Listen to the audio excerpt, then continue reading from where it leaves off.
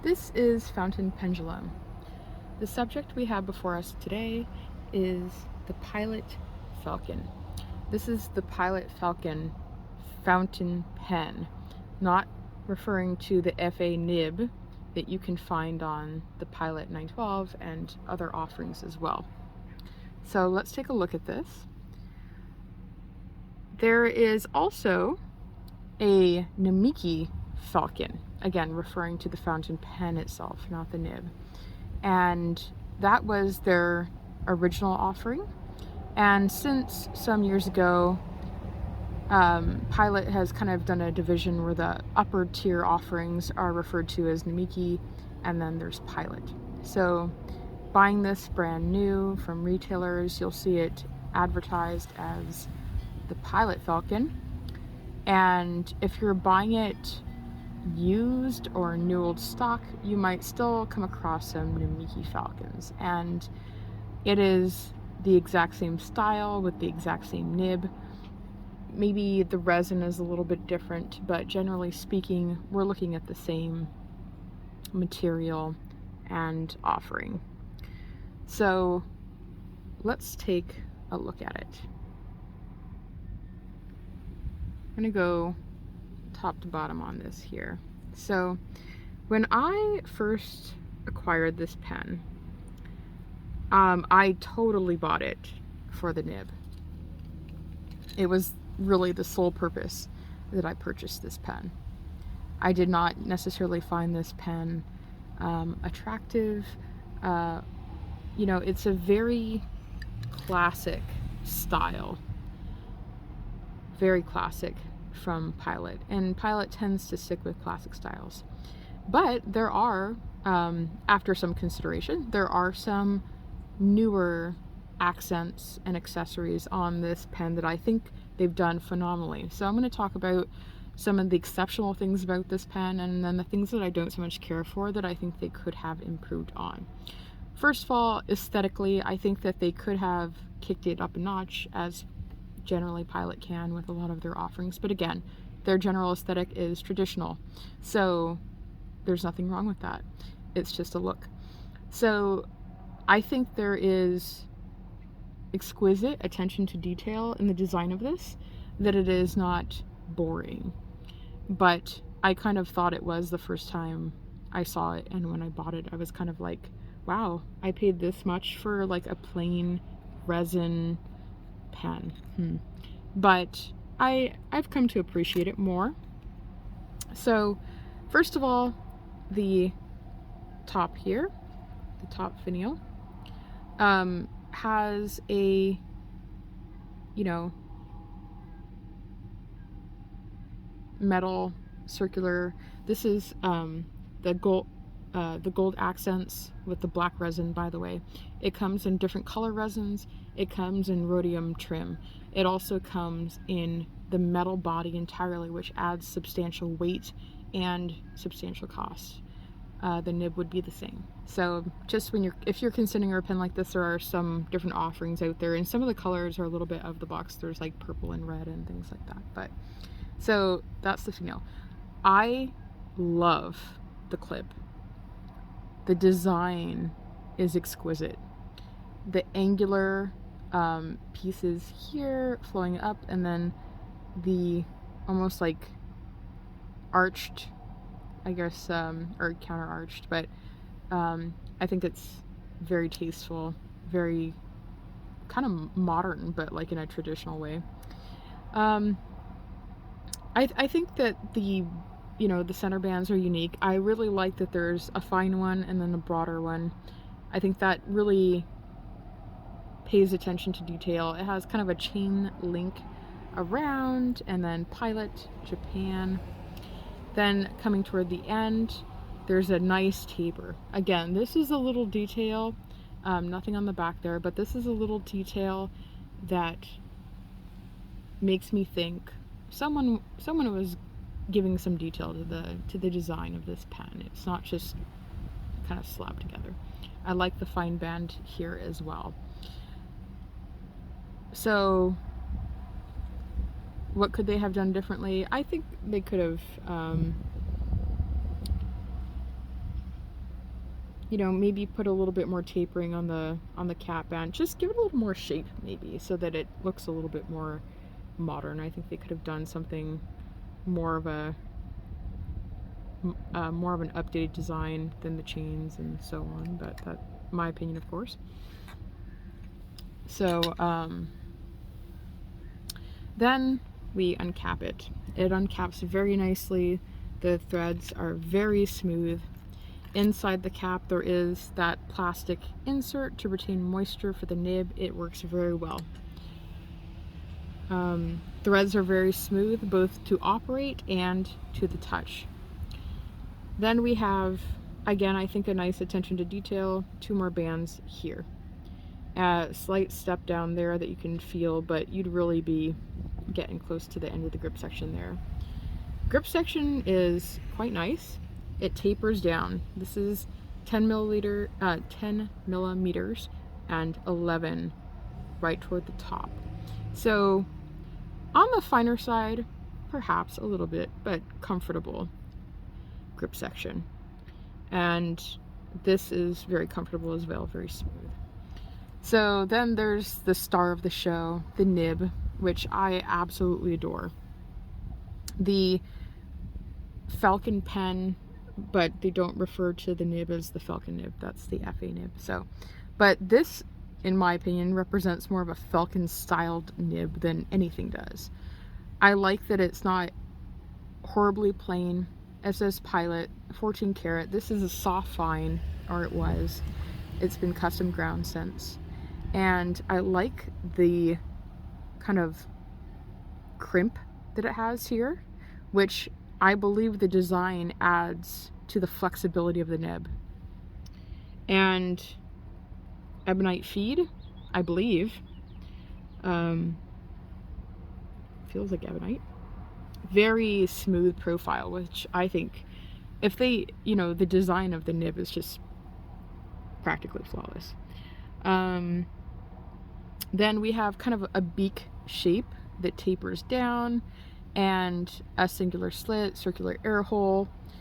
The pen keeps up well with the feed there. And this has been done with a custom grind. Originally, the soft fine nib was obviously more bulbous. I don't have any previous footage of what it looked like, so I can't really show you what it did look like, but I will show you what it looks like now.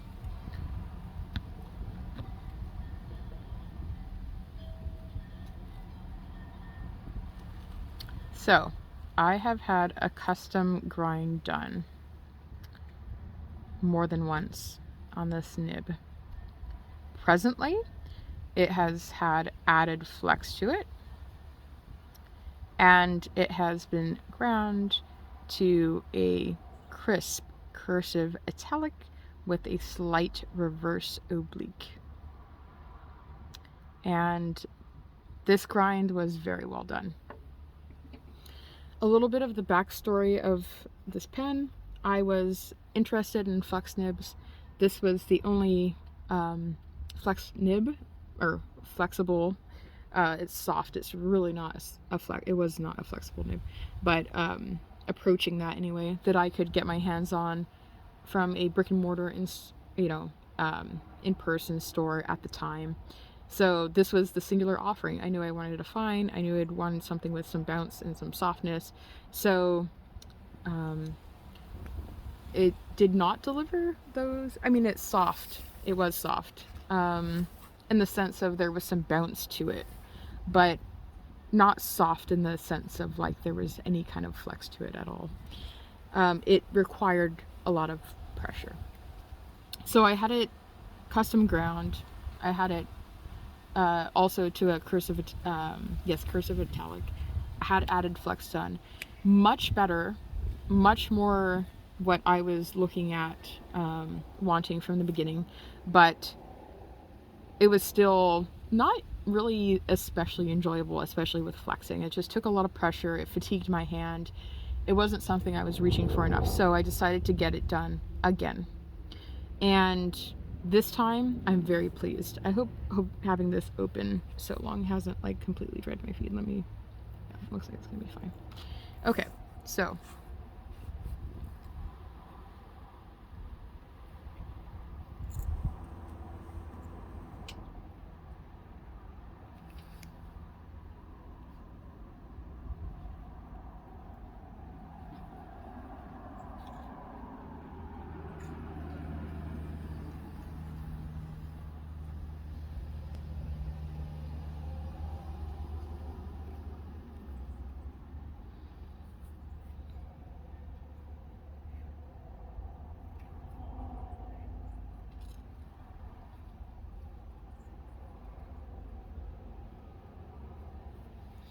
that's with a little bit of flex to it.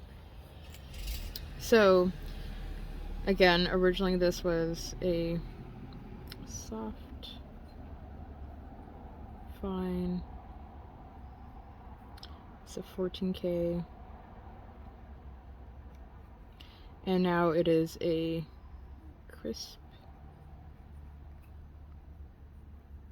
Italic and added flex.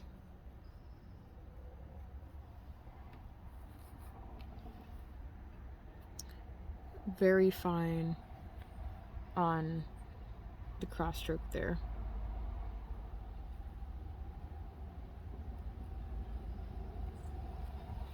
Sorry, it's acting up a little bit because I had it uncapped for so long.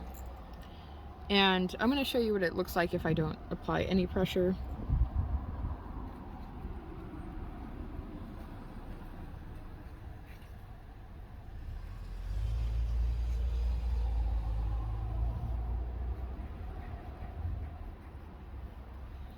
And then with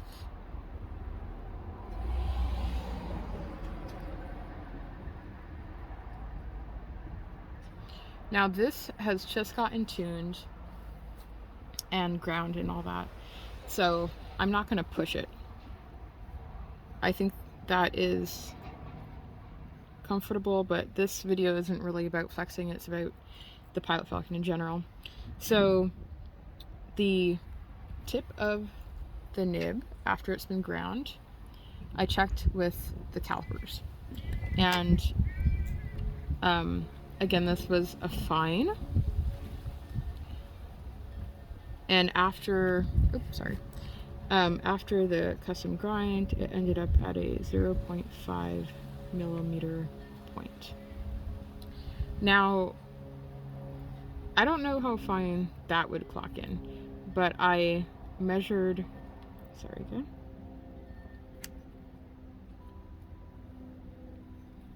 I measured the width when flexing, and I can check it again actually, but I got 1 millimeter.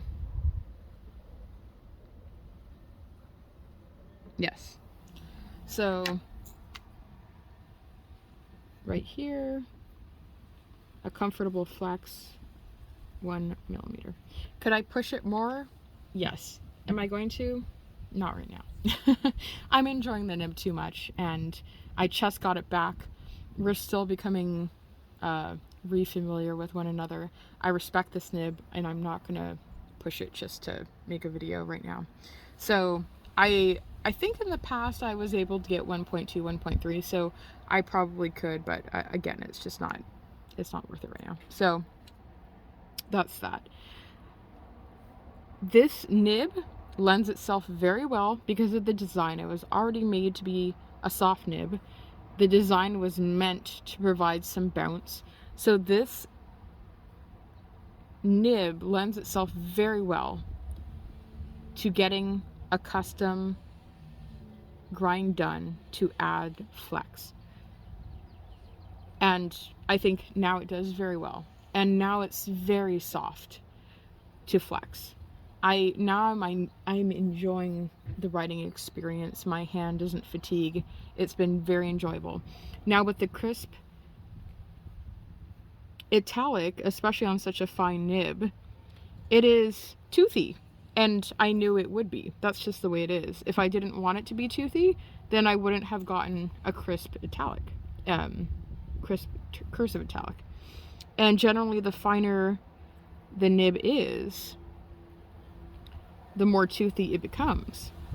So I like a crisp Italic, but not on a nib this fine. It would just be too unenjoyable. I'm still adjusting. It's breaking me in, or I'm breaking it in, I'm not really sure, but when I first started with it, I thought this is a little bit challenging, but we're getting reacquainted. Things are going better. And again, for the railroading, I think it's just because I had it capped open and I'm outside, so it's kind of drying it out. So let me talk to you a little bit about the inside of this pen. It takes a Con 40 converter, and that's the smaller converter from Pilot. It holds just under 1 milliliter of ink. I think it was 0.87, I believe. I got that from Goulet Pens. If you use the cartridge, it's, I think, just over 1 milliliter, just slightly, like maybe 1.1. So if you're really into, you know, more ink is better, then maybe that extra bit from the cartridge might better serve your needs. Like many other people, I am not terribly fond of the Con 40. Do I hate it? No. Do I love it? No. I don't. I think there's unique things to the way that they designed it. I don't think they're inherently bad. I think it's just that it's a little bit annoying or obnoxious in the sense of when you take this out, you have like this double spot. Like this will go down all the way. Just have to coax it kind of. But it, you know, ink gets hung up here, and ink is supposed to be mainly down there, and they have these beads in them which are supposed to keep the ink, you know, down, which it does. So that, I think, you know, for whatever annoyance that might offer a rattle or if you shake the pen or whatever, that doesn't really bother me, but it certainly does accomplish its goal. Like the ink follows the beads. So I think, you know, that's something that Pilot wanted to do. They did it and it works. So to me, that's not a problem. There, got it down. Then you have, you know, this bit, and which is interesting. Like all the other ones have a little rubber point here, and this is just completely flush, and then that. But you know, you have to, if you're gonna fill it through here, you're gonna want a finer syringe so that you can inject the ink in. So when I'm filling and cleaning this pen and this converter, because I don't use the cartridges, I find it for myself more convenient to disassemble the converter than to insert my pen and operate the piston on the converter to fill it with ink. Generally speaking, I prefer using a syringe filling method when possible over dipping pens in. Ink gets all over it's just messy. I don't care for it. And then when I want to prime my feed, I'll just drip out some, you know, 2 drops of ink back into the bottle to prime the feed up, and that's it. Away we go. So this is, again, this is just what kind of happens when you take the lid off, is that whole business, if it still has ink. So I just operate it back and forth to get it to go down if I want it to. There.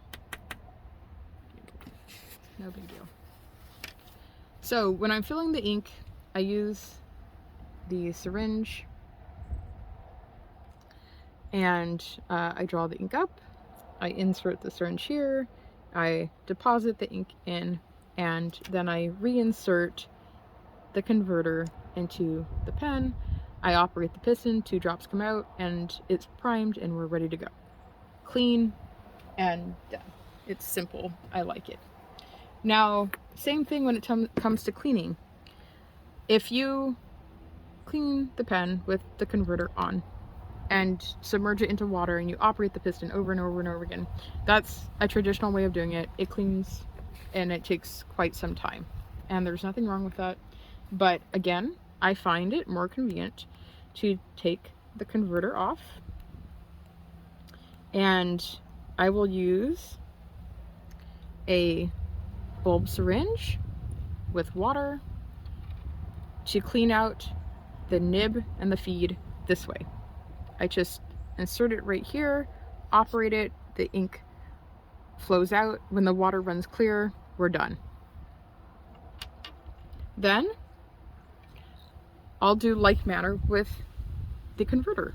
I'll fill this with water, this syringe, and I will blast it into this converter until everything is clear and the water runs free.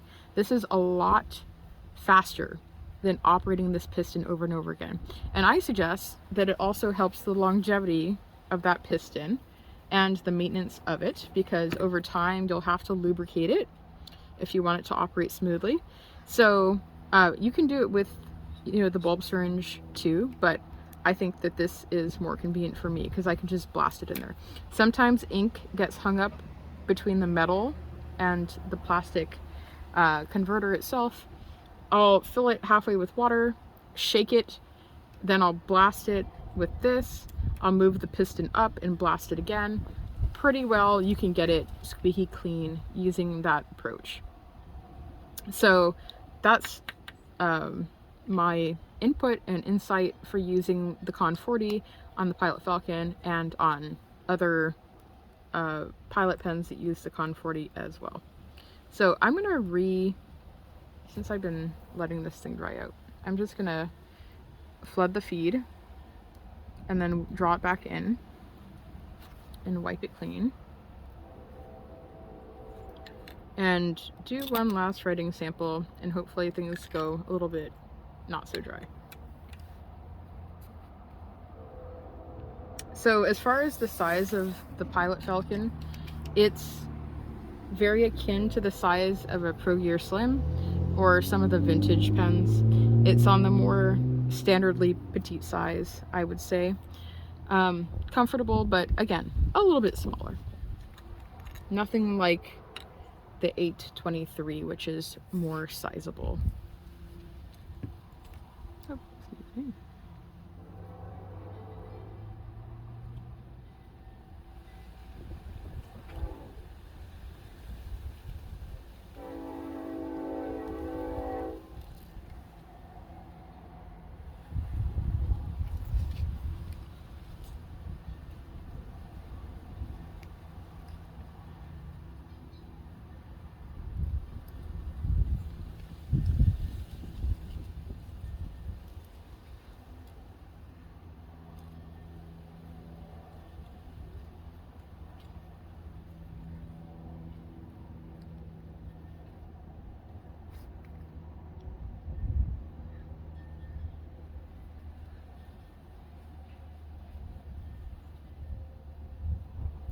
Still railroaded it a little bit there.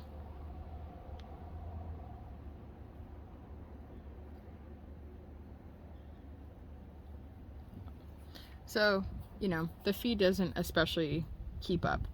Now, when I'm normal writing, with just a little bit of flex, the feed does keep up, but it's, you know, it's been an adjusted pen. So what I could do probably is ask the Nibmeister if the feed can be adjusted a little bit, if the channel perhaps can be widened, or if the ink flow can be adjusted just to be a little bit more juicy to keep up. But generally speaking, I'm going to be doing this this style of writing, so just some softer flexing. I won't be demanding this much from it, so it's probably going to be fine. You kind of have to pick and choose, because if you're going to be writing small like this, which I am, this is, you know, 6mm lined paper that I generally use, sometimes 7. So if you're writing smaller and you increase the wetness of your pen to do the demands of flexing, then you might get kind of not crisp lines, which is more important to me. I want to be able to get this crisp lines when I'm writing with the Italic. I don't want it so wet that everything just kind of blobs. And I'm also not interested in writing larger either. So you kind of have to decide what you want. For my purposes with this pen, I'm satisfied with it. So yeah, that's an overlook of this Pilot Falcon and the customizations that have gone into it and where we're at. The other thing too is this is the Ferris wheel press ink. It doesn't have sheen or shimmer, but I wouldn't say it's the most lubricated ink either. So if I switch this out and put some Pilot ink in it, it would probably flow a lot more generously and a lot more evenly, and I probably won't have railroading issues. So those are all things to keep in mind and consider when you're pairing, again, your paper, your ink, and your pen, and what you're trying to accomplish. But I wanted to use this color of ink right now, so that's just what I happen to have in it. And you know, it's fairly wet. So that is the overlook of this pen. I hope you enjoyed the video, and I hope it was helpful. And if you have a Namiki or Pilot Falcon fountain pen, let us know in the comments below how you have enjoyed it, and if you have done some customizations to this. I know a lot of people do the kind of calligraphy customization with the needlepoint and flex. I've tried one before. I wasn't a big fan. This is definitely more my speed personally, so that's it's just attuned to my particular tastes and needs, and that's what you should be doing with your pens too, is making them how they fit for you. So originally I would say the soft fine was very smooth, the ink flow was normal, balanced, and it was just a bouncy nib. I wouldn't even say it was in any way approaching semi-flex, just bouncy. And it took pressure to get some line variation, which for any kind of normal writing, I found fatiguing. So if you want this to be a flex writer for you, this is semi-flex, I would say, 1mm, then get the customization done with a Nibmeister. And the other thing is, I've actually compared this in the past to a fellow enthusiast that had a Pilot 912 with an FA nib. I don't believe they had any customization, no upgraded feed to ebonite. You know, on you can get a upgraded ebonite feed with 2 or 3 slits on it to increase ink flow for the FA nibs, online from a website. I'll put it in the description, but it didn't have any upgrades like that I'm aware of. But it was on par with this writing experience, about the same softness, about the same line variation. So in fact, I think now that I've had this further customization done, this would probably be a finer than what the FA nib has on it, and potentially softer. It would be interesting to compare it once again. So anyway, that's just some side notes on customizations that you can get done with this nib. Again, it's very suited to adding flex if that's what you're into. And actually, that comparison would be interesting. It might be cheaper, depending on what your situation is, to get a Pilot Falcon and have a Nibmeister add flex than buying the 912 with the FA nib. Personally, I like this Falcon nib better as far as aesthetics. I think it's more interesting and attractive to me. But that's just personal preference again. And it might be more fussy to have to get it to Nibmeister. I think it's cool that you can get a new ebonite feed for it, in which it will kip up more. So just, you know, keep those things in mind if these are things you're considering. So that's all I have on the Pilot Falcon. Thank you again for watching, and share your opinion of this pen and your experience, any customizations that you've had done to yours in the comments below, and I'll see you on the next one. It's all up to you now.